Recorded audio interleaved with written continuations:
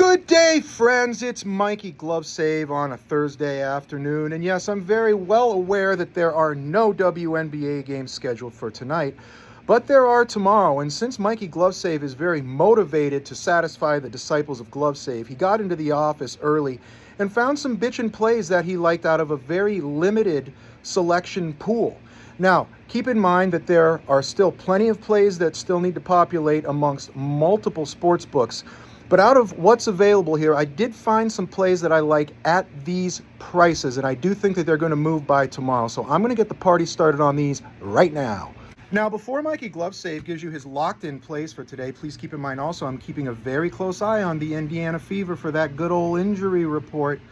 And since you didn't watch my first video, you might want to go back and check that out and see what I said in that first play that I gave you regarding Sophie Cunningham. Because if Caitlin Clark's out, these are the rules. Sophie over on her points, Sophie over on her three-pointers, and regardless of whether or not Caitlin Clark's in, we go under on her rebounds, as long as the price ain't too poopy. Okay, this first one was fairly easy to select, which probably means it's going to lose. Anyway, Rickea Jackson, her three-point prop is still set at 1.5. Interesting. And I'm fine with it. We're going to take her over 1.5 three-pointers. Don't need to say too much about this one. 70% hit rate in the last 10 games, 100% hit rate in the last 5 games.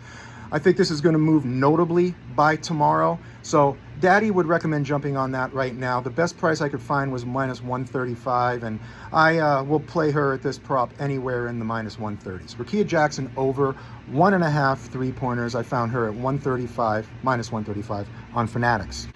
Alicia Gray's PRA for the layperson, that is points, rebounds, and assists, is set at 26.5. Now, she has a 70% hit rate in the last 10 games and 100% hit rate in the last 5. Now, Atlanta, who Ms. Gray plays for, is playing Seattle tonight, and they have faced each other 3 times so far this year. 2 of those 3 games, she has cleared this with 34 PRA and 34 PRA. Now, the one game that she did not hit 34 PRA, she hit 27 PRA. So she's 3 for 3 with clearing this line. Now, here's a fun fact. Jordan Canada is ruled out already for tomorrow. And those 234 PRA games that our friend Ms. Gray hit came without Jordan Canada. She could actually hit this line on points and rebounds alone. So right now, I think that minus 102 for this prop on FanDuel is a very delicious price. Kahleah Copper's three-point prop set at 1.5. She's hit this 1 out of the last 5 games, that one game being versus Chicago. She's not getting a lot of attempts, as it is overall, and Vegas is 3rd in the league in preventing three-pointers to guards and 2nd in preventing attempts. So she cleared this in 1 of 3 games so far versus Vegas this year. The one game that she did clear it, she went 2 for 2. The other ones, she went 1 for 3 and 0 for 2. So looking at this recent history, probably over the course of the last 15 games or so, she's going to need 4 to 7 attempts to hit this, which she's likely not going to get versus Vegas. So I took Kahleah Copper under 1.5 three-pointers. Best price I could find was minus 125 on Fanatics. Now, when Mikey GloveSave gives you this next play, you're going to say, Mr. GloveSave, you are crazy. And I'm going to go ahead and agree with you because Mikey GloveSave does have a few screws loose up in the old melon here.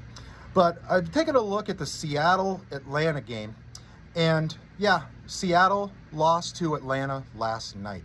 Yes, Atlanta is a better team.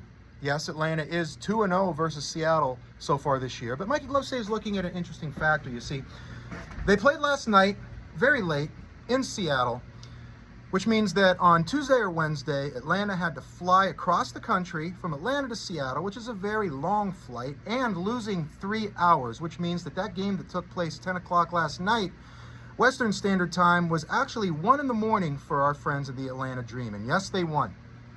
And now, they all have to get on a plane and fly back to Atlanta to play again tomorrow night. Yeah, Seattle has to fly back here too, but given these circumstances, who do you think is going to be just a little more tired? Likely the Dream, right? Yeah, now I know they're professional athletes and they're going to step it up and adrenaline can take over, but they're human. And this, I think, creates a good spot for Seattle to win. Coming off of a loss, should have a little bit more in the tank than Atlanta given these circumstances, and Seattle needs to hold on to that 8th playoff spot. So Daddy took Seattle +2, and he found that at -111 on Caesars, and then he threw a half unit on the Seattle money line +115 also at Caesars. And one more here for today from Mikey GloveSave. Sparks and Wings total is set at 178.5. Now, Mikey GloveSave initially looked at that and said, you know, that seems a little high. But Mikey GloveSave doesn't like to go off of feelings. He likes to gather data. So what Mikey GloveSave did was he ran some numbers and calculated some averages, which is a little scary. Mikey GloveSave's not noted for being a great mathematician.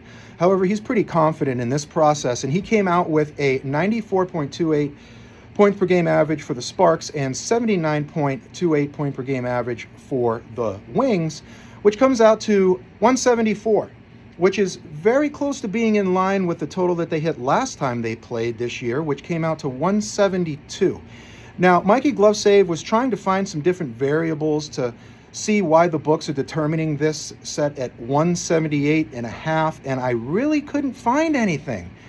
So, unless I'm missing something, which I could possibly be missing something, I am going with this at -105 on BetMGM, under 178.5. Most sports books have this at -110 to -115, so we did find a little bit of a pricing edge here.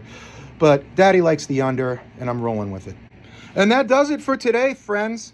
If you do like these plays, please be sure to get on them before the lines move. And Mikey GloveSave will have more for that ass tomorrow. Mikey GloveSave out.